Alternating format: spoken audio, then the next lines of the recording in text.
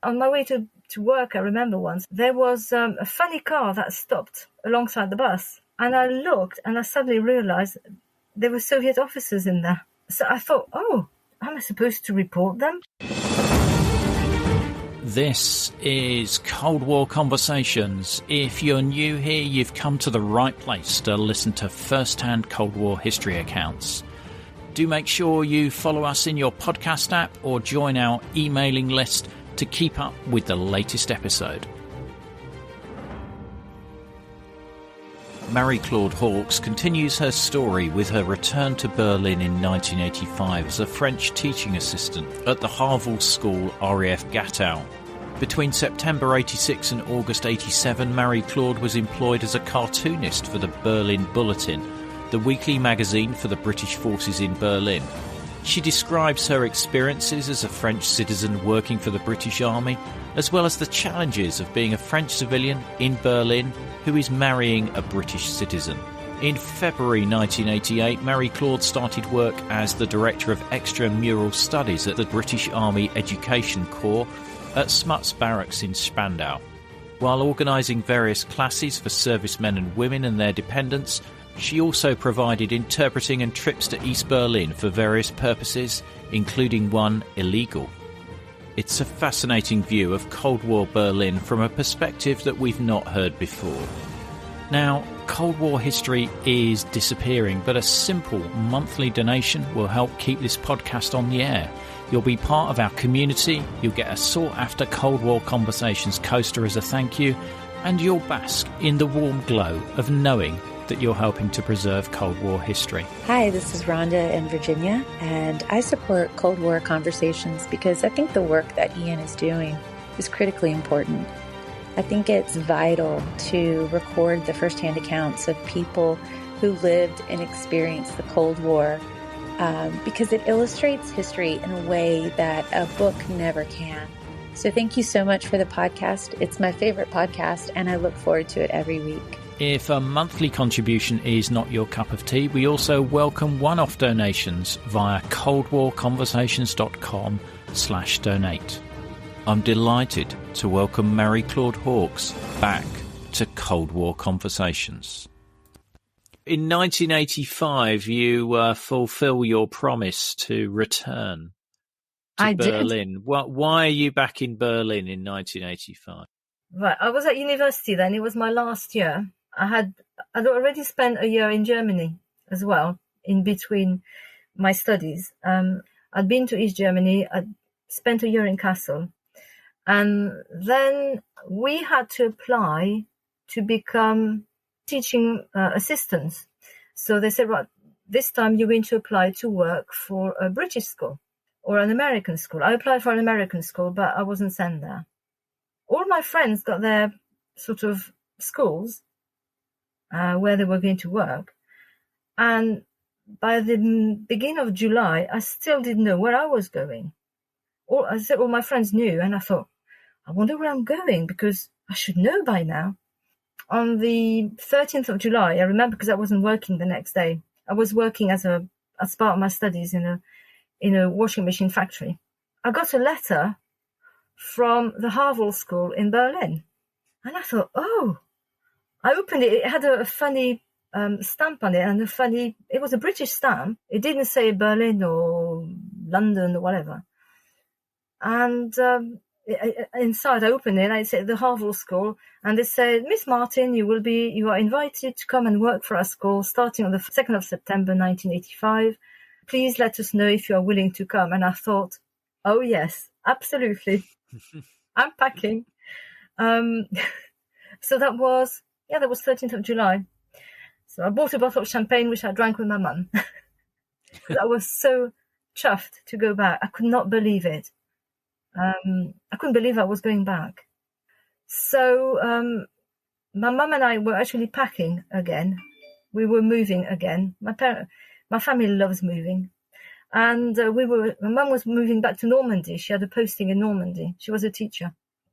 So I was already packing for that anyway. So we moved beginning of August back to Normandy. And then on the 31st of August, I got the train from Normandy to Paris, and then from Paris to Berlin. again. I got the overnighter at Paris North again. Not knowing what I was going to. I knew I was going to a school. It was at RAF Gatow, so I thought, right, it's for the British forces, obviously. And they had chosen me because I spoke German as well. And I had learned a bit of Russian. So that's how I was chosen. I'm intrigued as to why they thought Russian would be useful for you. I don't know. So the role is teaching British service personnel's kids. Yes, that's what I was doing. I was the French assistant at the Havel School. So the Havel School was at RAF Gatow on camp. I had a room. I was living in a civilian mess on the Heerstrasse, which is in Charlottenburg. So I had to go from Charlottenburg to Spandau to Gatow to go to work in the morning, which is okay because public transport in Berlin is fabulous anyway. And I just changed bus just in Spandau. So I was teaching British children French, obviously. I took little groups, out of the classroom and did a bit of conversation with them, played some games. So I taught children from the age of 11 to the age of 16. So the teachers told me what to do. I absolutely loved it. It was great. My parents were teachers. I think it must be in the blood. So it was great. It was great work. The children were brilliant. We had all sorts of children. We had RAF children. We had children from Scottish regiments. Now that was quite something. The accent was amazing. They were Royal Highland Fusiliers children. And then we had the Black Watch and the King's Own Scottish Borderers the following year. And we had children from the Devon and Dorset. There were all sorts, and also all the different units. Like people were, like signals and medical people and, RMC, that sort of thing. So it was a variety of children. And did you have much contact with the French garrison in Berlin? We used to go and take the children there so that they could meet French children. But apart from that, no, I didn't. Or we used to go to the French shop. That was great. Go to the Economa where I would buy lots of stuff, which was French. And the taste of home. Yes, indeed. It was a taste of home. It was lovely. There were also some restaurants in the French sector. So we could go and we could use them and eat for about 10 marks. You could have a nice meal. Everything was subsidized anyway. So we went to the French sector with the children. We met up with the French teachers as well there. As a French assistant, I also accompanied groups on visits to East Berlin. That was the highlight there. Because my husband was a French teacher, and a German teacher. So he and his best friend, Jackie, who was also a French and German teacher, had a club called the No Berlin Club. So I used to get roped in anyway. And we used to go and visit all sorts of places in Berlin. And that was fascinating. We went to the Natural History Museum. We went to Treptow Park. We went, the best one we did was the Berlin Air Safety Center. You've heard of the Berlin Air Safety Center? Yeah. So that controlled all the airspace above Berlin. That's right. For the four powers. That's right. You have the four powers that control the airspace. And so, but we visited the whole place. It used to be the Court of Justice. That's where they had the trials of people who did the plot to assassinate Hitler. It's a very spooky place. It's really spooky. It was supposedly haunted, which wouldn't surprise me. And we went in the cellars. We went in the room where they had the trials, and also where they used to have the Allies used to meet just after the Second World War, and where they signed something called the Vier-Mächte-Abkommen in 1971. It was a treaty to make it easy for people to sort of travel to and from East Berlin. Yes, I think that's known as the Four-Power Agreement on Berlin, signed in 1971, I think. So we went there as well. We saw all that. And the chap that took us on the visit was an Irishman, and he was very chatty. It was brilliant. His daughter was a pupil in our school, and his wife was a teacher's assistant. So they were lovely people. So we went to Basque. I still got some photographs actually of Basque, and that was the highlight, I think, of my year. That one. Where else did we go? We went to the zoo in the east. It's a huge place, the Deer Park. Treptow was a great place, but the day we went, it was -30, and some of the children didn't have any warm clothes. I was always surprised how British people dress their children. Sorry, but it was -30. I mean, it was so cold. We had ice inside the bus. So we went through Checkpoint Charlie, and we had to scrape the ice with our ID cards. And those poor children, it was freezing. There was a kiosk that sold hot chocolate and grog. So the teachers, the teaching staff, we had grogs because, oh my goodness, I was never so cold in my life. And it's quite exposed, Treptow Park. It is. My God, we had snow. We had about 50 centimeters of snow on the ground. It was very, very cold. At the end of the year, we had an activities week. So that was another excuse to go all over the place as well. Go to Fraueninsel and go back to East Berlin, and we went to the Pergamon as well. That's an amazing place. I'm a bit of a culture vulture, I'm afraid. So East Berlin had some great museums. It has. Did you go out as far as Copenhagen or places like yes, that? I did that with my husband-to-be then. We went to Copenhagen. We discovered that just before we married, I think. And we went back after we were married. We had lunch at the castle, which was lovely.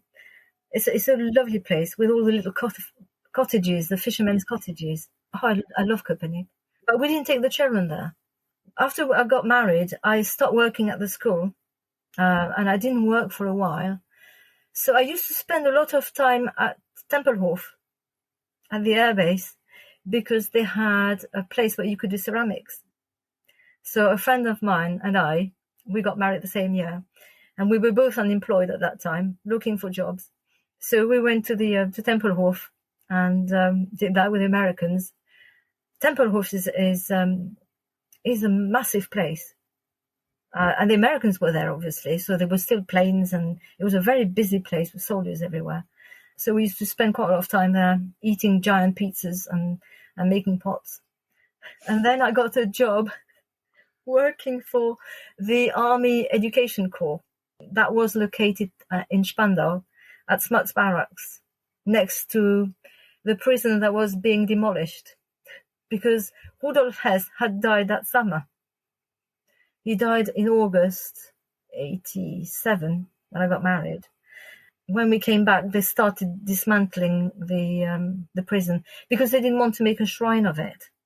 They didn't want people to gather and take bricks and goodness knows what. And they built a supermarket on the site. They built a naffy. Which the British troops christened Hesco's. That's right. Which is a beautiful example of British Army humour, I think. Oh, yes, it is. They always had words for everything, you know. I mean, when I first arrived in Berlin, I mean, you have to remember, I didn't come from a military background at all. And suddenly they were talking about the NAFI, BMH, the zone. I thought, what on earth? I think, what's the zone? The BMT? And I had no idea what they were talking about. So I had to learn all these sort of lingo as well. And I learned the BMT was the Berlin military train. And the zone was the West. And you had to travel down the corridor. And so I learned all these words. The army, they always have words for everything anyway. I mean, I was with the army for 30 years. So, you know, we were working for the MOD for 30 years in Germany. So we learned quite a lot of it. I used to know the ranks and everything afterwards. You know, I didn't know a pip from a stripe to start off with. After that, I did, particularly when I worked for the Army Education Corps. Now, my job there, I was called Director of Extra-Mural Studies. I used to organize classes for the service people and their dependents. I was a dependent, an ugly word, because I was not head of family. So I organized classes, anything that was recreational. It went from, I don't know, ikebana to aerobics, and also things like IT, word processing, Russian, German, that sort of thing. That was my job. I organized that, and twice a week I was on duty at Smuts Barracks in the place where we worked, to look after the building and close afterwards. And I think you had a bit of a sideline at one point. I was a cartoonist for the Berlin Bulletin, which was it was like a magazine we got every week. It was free. And we used to get a huge pile of it delivered to the school when I used to work in the school. So I still got some. I've got the one of the fall of the Berlin Wall, actually. Are there any examples of your cartoons? I've still got them as well. Oh, I'd love to see one or two of those. I used to cut them up. I used to do a phrase of the week for people learning very basic German, because you have to remember, some people came to Berlin, soldiers, and they didn't speak German. Their wives didn't speak German, and it always surprised us that some of them would come at RAF Gatow. They'd be flown in on the trooper. That's the plane for the military. The trooper. That's another word.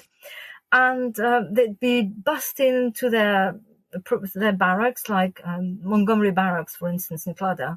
They really went out as far as probably the NAFI at Theodor-Heuss-Platz, which was in Charlottenburg, or they'd go to the PX, which was in the American sector in Zehlendorf.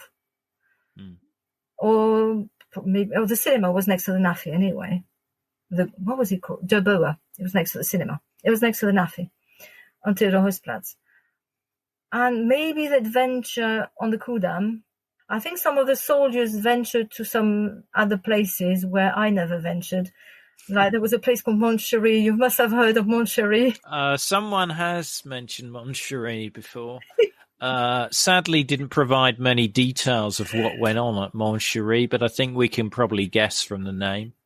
I think it was like a strip joint, really. Okay. Yeah, I had a friend who was he was a youth worker, and there was a bath there, and he ended up in the bath in Montcherie. That's all I knew. I never went. Give me his number. It sounds like he's worth an interview. He's on Twitter, actually. Oh. He was he was a youth worker, and we shared lodgings at Devon House Mess when we were there before I got married. I lived in a civilian mess. So yeah, there were places like that where I never went. So that's it. So the Berlin Bulletin thought it would be a great idea to have a cartoonist put a picture and a phrase like I would like one size bigger or something, or the bill please, die Rechnung bitte. So I had to do a cartoon every week that illustrated the sentence of the week. I did that for a year. That's before I got married. And then I worked for the education center. And at the education center, I did a bit of translating. We went to the French sector once.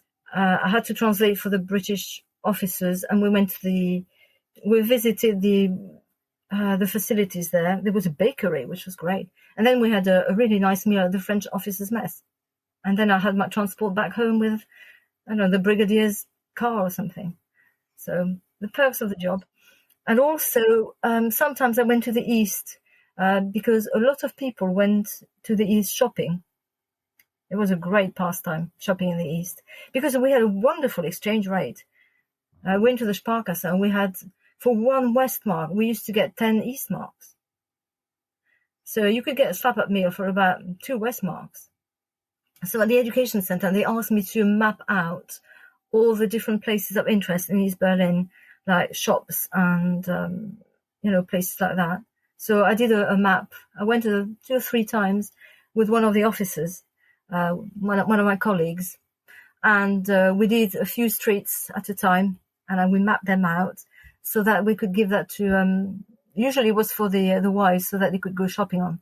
They had big buses taking them across to Checkpoint Charlie to the east. And then we ended up every time going for a nice meal as well. Once, one of my colleagues said, he said, you like taking photographs, Marie-Claude, don't you? I said, yes, I do. Because I'd been with him and I'd taken some photographs. I had a nice Nikon camera with one of those big lenses, you know. And he said, can you do something for us? And I thought, oh, what's that? He said, well, maybe you could come to the east with me and take photographs of a sort of governmental buildings and places we're not supposed to take photographs of. And I thought, that's not allowed, surely. I said, are you sure we can do that? He said, no. He said, they're like places like the stations, prison. There were all sorts of like government buildings, like, I can't remember what else, you know, like the Waters Hart House, that sort of place. Mm-hmm. And so what we did one morning, we went across to Checkpoint Charlie and he drove his car. I had my camera. We stopped. I took a photograph and then we've moved on to the next place. He had a list and I stopped, took another one and so on and so on and so forth. And went back to our barracks. Lignite mine and espionage as well. I don't know what else have you got up your sleeve there? But I don't know what they did with the photographs. I never asked, you know. I was never told who it was for, what it was for. I just took the photographs and gave them the film, and that was it. I had some interesting experiences, I must admit.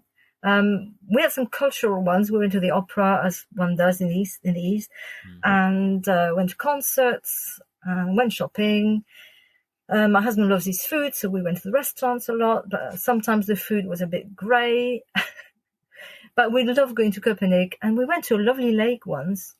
There was a wonderful place, and there was a restaurant called Rübezahl there. I can't remember. It's one of the minor lakes in East Berlin, sorry. I mean, the Berlin surroundings are beautiful. We didn't get lost. A friend of mine, a teacher, got lost in East Berlin, and he ended up in the Russian barracks. And we said, "What did you do there?" We said, "How did you get in there?" He said, "Well, I don't know." He said, "I showed my ID and they let me in." And he went to we said, "What did you do there?" I said, "Well, we went to the Russian Nafi and we bought some vodka and then we came back." Some people have got different experiences of Berlin. We got lost on the corridor once. Apparently that wasn't a good idea to do that. It was not a brilliant one. My husband was driving. There you go. You're going to blame him for this. I didn't drive in those days. My husband drove, and his brother and my sister-in-law came for a week. So my husband said, "Oh well, we'll because they had paperwork so that they could travel through the corridor with us. You have to have a special document to travel on the corridor called a Berlin travel document, Putyovka." And my husband thought it'd be a good idea to take them so that they could experience traveling in the corridor. So we went to checkpoint Bravo, and then we went through the Russian checkpoint, and my husband saluted the Russians, went into the hut, came back from the hut. We got on the corridor, and you had a sort of a package of the different things you should do and shouldn't do, and also the route you should follow on the corridor. And my husband said to his brother, "Oh, it's all right. I don't really need it because I've never got lost on the corridor." And about 10 minutes later, he took the wrong turn, and we ended up in some village in East Germany. We had no idea where we were. And I said to my husband, aren't we supposed to sort of stop? And we had a little sign that you put in your window on, by the windscreen, to say that you are lost and maybe the RMP could come, and we'd wait sheepishly for them. And he said, no, we'll be all right. I'll find my way back. So, and also they timed us. Yeah, exactly. You had to have a certain time, because if you were too late, they were very suspicious because they'd wonder what you were doing. So finally, after a few sort of diversions here and there, he managed to find the way back to the corridor. He's got a very good sense of orientation. I haven't. And we got back on the corridor, and he really bombed on the corridor. We used to have a Golf GTI, so he really went for it. And I think we arrived back at Marienborn within the time we were allocated. And then we crossed and went to Checkpoint Alpha. And he was quite smug, actually, saying, yeah, we did it. They will never know. Now you've shared it with the world. Well, there's something else I have to share, which I have to admit, and I broke the law. I'm ashamed of it. When we lived in Berlin, and we had obviously an ID card. We had a green ID card for our day-to-day things. So we had to carry with us all the time. And I'd met a French girl who was an au pair, and we wanted to go from somewhere in the west to somewhere further up in West Berlin. But in order to do that, you either went underneath East Berlin, or you had to go all the way around the houses on the U-Bahn. And she said, "Oh, we're going to waste lots of time going all the way around, and we'll go under East Berlin." I said, "But we're not allowed." And we thought, "All right, we'll do it then." And we did. And that was something else, because I had never traveled on the underground in East Berlin. Because when we went there, I was, on the bus, or every time. I'd been twice to East Berlin, because I went in 1983 as well. But that's another story. And we saw what they call the ghost stations. The Gleisterbahnhof. That's it, the Geisterbahnhof, where the U-Bahn really slowed down, and you had all the Grenzpolizisten with their dogs and their machine guns, and it was like snail pace underneath. I think they were about. I think it was Potsdamer Platz was one of them, and there were a couple of stations. There was Unter den Linden as well on the S-Bahn. Yeah, I think it was Unter den Linden. I think. And you could see the sort of adverts from the 1960s still on the walls from when they'd been sealed up as well. It was brilliant. I went so many times on the U-Bahn backwards and forwards just to go through those ghost stations. Oh, you see, I wasn't allowed to do it, so that was the only time I did it. And then we went back up near Gesundbrunnen or somewhere like that. So, yeah, but I never did it again, because I thought, no, I really Why weren't you allowed to do that? Because if we went to East Berlin, we had to go through Checkpoint Charlie. So that area was obviously part of the East German territory. So we weren't allowed to go there. But technically, you're still on a West Berlin underground train. But for the military, that didn't count. To go to East Berlin, you either had to go. We were civilians, obviously my husband and I, and so we had. Oh, it was such a palaver to go. We had to take our green card to the headquarters, exchange it for an orange card, go to Checkpoint Charlie, go across at Checkpoint Charlie. We showed our ID card to the people in the hut, the famous hut where the Allies were. It's now at the Alliierten Museum that's right, on Clairley. So either we did that, or if we went with a military person, we kept our green ID and we could go with that military person. A friend of mine was not allowed to go with her husband because he works at Teufelsberg. So she couldn't go with him. She was not even allowed to come with us, with my husband and with me. But she could go with some military people. They had such a variety of rules, and it was really bizarre. If we went on the British military train, we had our normal ID card, because we did that quite often as well. I think somebody described all these different rules. They described it as something like Berlinology or something like that. They had a phrase for knowing all of these rules. I think it was Berlinology or something. It was some phrase like that sort of somebody who knew all these rules was a Berlinology expert or something. Yes, it was very different. And when we moved from Berlin, sadly, that's a very sad part of my life, I must admit. And we went to work. Well, my husband went to work in the Netherlands. We went to Afsend, which is one of the NATO places. When we were talking to them about things, we'd say, "Oh, but in Berlin we did this, that, and the other, and that was such a rule." And every time they would say, "Oh, but Berlin is different." And they referred to us sometimes as the Berlin Mafia as well. Yeah. I mean, every sort of military person I've spoken to said that Berlin was one of the best postings they ever had. Oh, it was brilliant.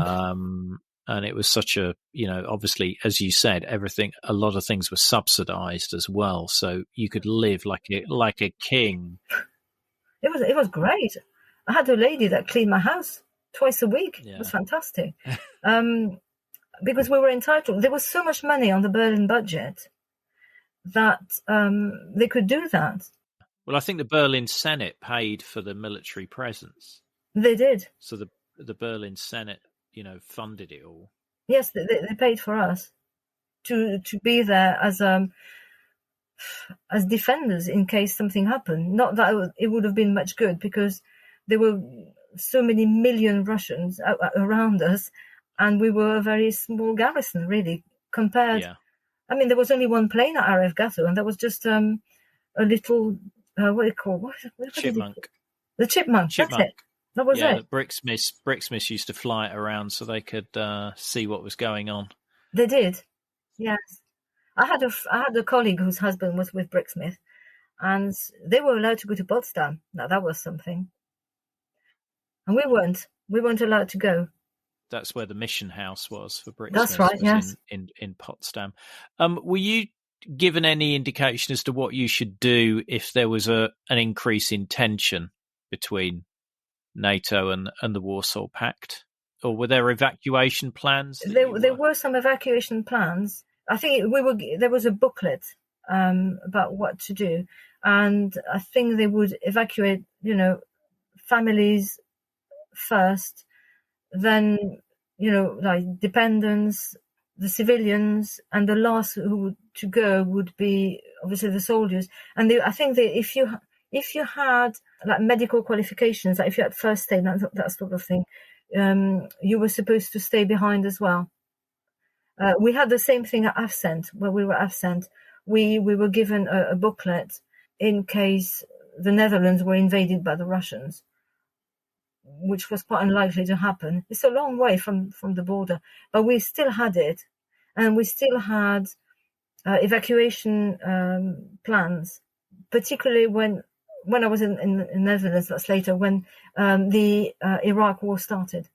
It was families first, and then dependents with no families, singles. And I suppose people who worked for the equivalent of MI6 must have stayed behind. And Teufelsberg people must have stayed behind as well. Yeah, it's interesting. I did an interview. I think you might have listened to it, with the guy who was organising the defence of Gatow. Yes. Which was interesting because he was also supposed to be looking after Teufelsberg, T-Berg. Yes. And he said there was very little he could see there because, everything was top secret. He wasn't cleared for that level of secrecy. So even though he's supposed to defend, look after the defences of it, because I think I asked him, I guess I said to him, basically their defences must have been just shred everything as soon as they cross the border and just try and destroy as much as you can. Yeah, I suppose they had to destroy as much as you could. Our episode on the defence of RAF Gatow is episode 257.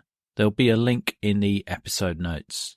A friend of mine was a soldier in the West in the late 70s, so early 80s.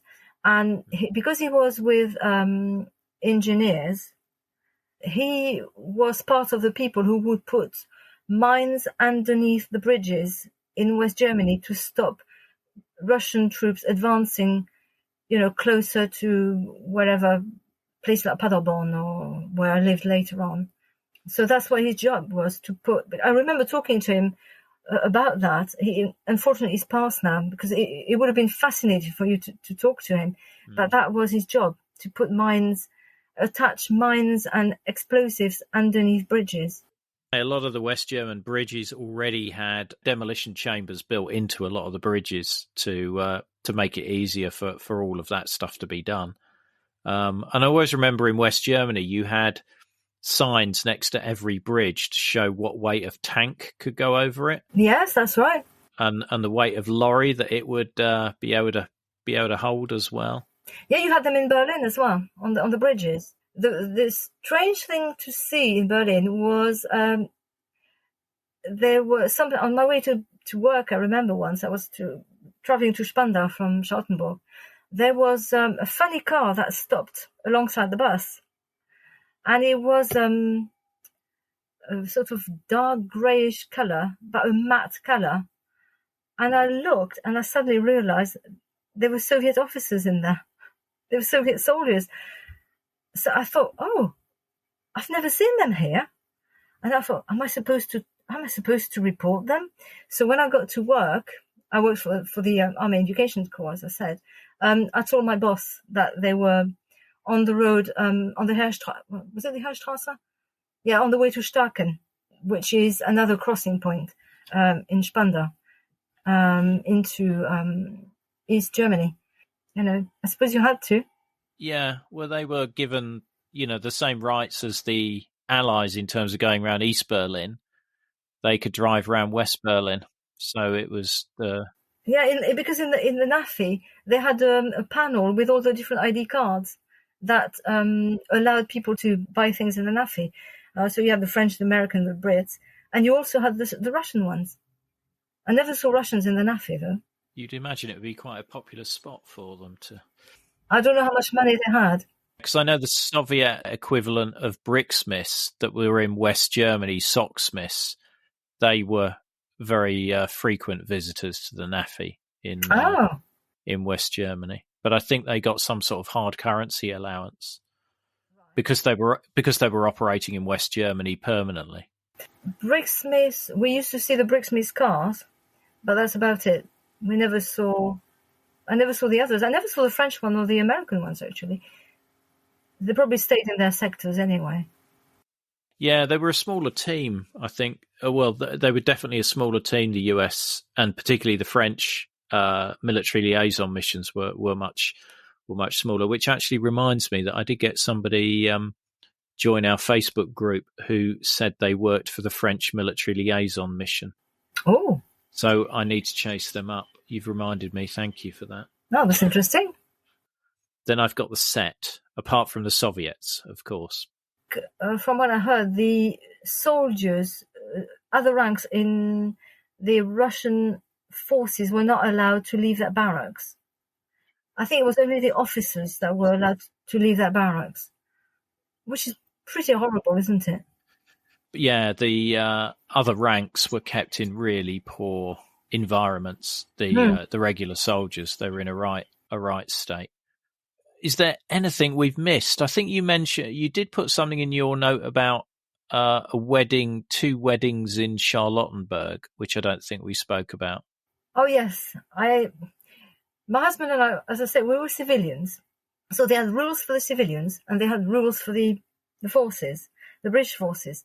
When we got engaged and we were looking where we could get married, we thought we could just get married in church, and we were told that because we were civilian, we had to get married at the Standesamt, which is the town hall, first, and then we could get married in church. Whereas if I'd married a soldier, we would have just got married in church. I don't know why they did that. So we got married at Charlottenburg Standesamt on the 23rd of July, and my husband didn't want his family to come just for a wedding in an office. It was a beautiful office. It's a really beautiful place. It was all oak panels, and so we had a very small ceremony there. with our best friends, and nice photos at Charlottenburg Palace, and then went for a meal. And then a few days later, the following week, our respective families came for our church wedding at St. George's Church in Charlottenburg. And that, we had to sponsor them, obviously. Well, I had to sponsor my family. But because my family is French, the British forces wouldn't touch them. They wouldn't let them travel. They wouldn't do any paperwork for them because they had French passport. So I had to approach the French military and explain what was happening. And the French military, being pretty laid back, said, yeah, no problem. We'll get their BTDs, their Berlin travel documents. Just send us a copy of their passports, or of their ID cards, because they could use their ID cards. And we'll do all their paperwork. We'll send their paperwork to Strasbourg, to the station, because that's where the French military train arrived from Berlin. And all their paperwork will be waiting for them there. But there was a caveat. They said, now, if there's a crisis in Berlin, the train will have to be requisitioned for the military, which means that your family might not be able to come to the wedding. And I thought, if there's a crisis in Berlin, I don't think I'll be staying in Berlin to get married, to be honest. Yeah, a wedding's going to be the least of your worries. So they arrived at Tegel Station. I've been there several times anyway, because to go home, I used to get the French military train. And I got to know somebody who worked on it, and which meant I traveled first class, and I used to eat with the officers. It's brilliant, isn't it? And because he was in the choir with me at the Blue Church, at Christmas, we had a concert at the Kaiser Wilhelm Gedächtniskirche. It was an Allied concert, and I was in the choir one year, and I met this French chap. And I was traveling home, and he said, "Oh, we'll put you first class, and you can have dinner with us." So the French organized all that for my wedding. But on the day they arrived, I wasn't. If there had been an exercise, for instance, my family wouldn't have arrived. So I was waiting at Tegel Station for them to turn up, and they did turn up. It was a bit of an adventure for them as well. They were really excited. I can imagine going on the military train all the way to Berlin. Yeah, I did all three. So the French one was the best. It was an overnighter, so it was the best for that, better than the American, which was dry as well. On the French train, if you had a meal with the office, you had wine. On the American train, there was no alcohol allowed, no liquor. On the Berlin military train, on the British one, because it was a day one, you probably heard about it. It travelled to Braunschweig early in the morning. You could go for the day to Braunschweig, which is what we did occasionally. And so you'd have breakfast, and then you'd go across, you'd stop at Marienborn. The interpreter would get off. He would march down on the platform and meet his Russian counterpart, because they didn't deal with the Germans, obviously. And then we'd travel on to Braunschweig, spend the day in Braunschweig, come back at about 4:00, had afternoon tea. Then later on, we had dinner. And if we were lucky, my husband always chose the second sitting, because you'd arrive in Potsdam and they'd open a bottle of port. If you were lucky to be at Potsdam, in the dining restaurant, in the dining carriage, they would crack open the Potsdam port, and everybody would have a glass of port. It's another world. It was another world. And it was about 10 Deutschmark. We didn't pay for the alcohol. We had to pay for the wine and whatnot. But the meals, it was 10 marks. Fantastic. So, Marie-Claude, looking back at your time in West Berlin, have we covered everything? I would think so.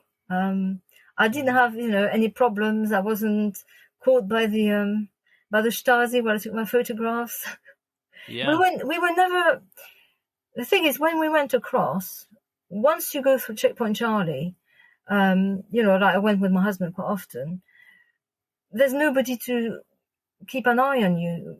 You know, as long as you didn't cross the boundary of East Berlin and then, you know, the area of East Germany that was around, you were okay. So we could go wherever we wanted, you know. Often we'd go to Alexanderplatz. That was a favorite spot. There was a Russian shop there called Natasha, and I collect Russian dolls, so I used to buy Russian dolls. If there were American soldiers, I would run ahead of the American soldiers before they bought the whole place up. And the other thing, we had a civilian number. Our telephone number was in the Berlin telephone directory. People who worked for military had military numbers. So a lot of people used to love eating in East Germany, but they couldn't phone the East German restaurant, whereas we could, because we had a West Berlin telephone number. I could phone in East Germany. Isn't that bizarre? I always got requests before the weekend, like, oh, can you phone Ganymede, and can you phone such and such place, and so many people, can you book such and such place, people, and blah blah blah. And because A, you speak German, and B, you've got a civilian number, so you can do it. Okay. So I wonder if my conversations were listened to. Have you ever inquired as to whether you've got a Stasi file? You know, I've been wondering about that, but I would think that was from my time when I worked in Leipzig.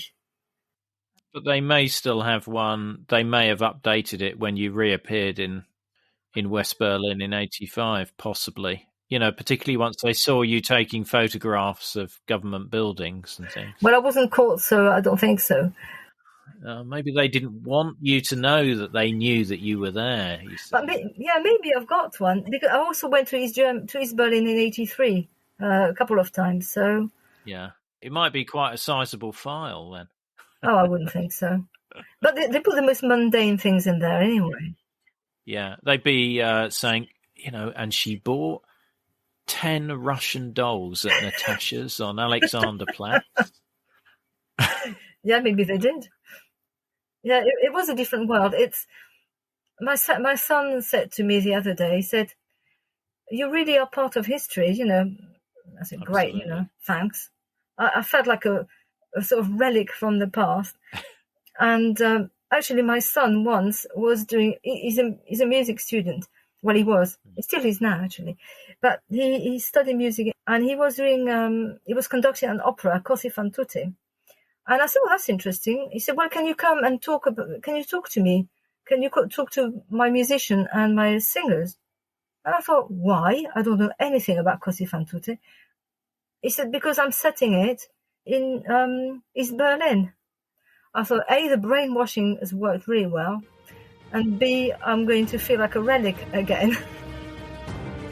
Don't miss the episode extras such as videos, photos and other content. Just look for the link in the podcast information.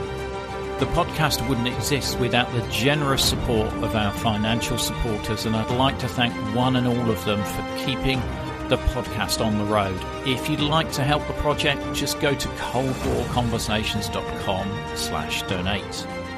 The Cold War conversation continues in our Facebook discussion group. Just search for Cold War Conversations in Facebook. Thanks very much for listening, and see you next week.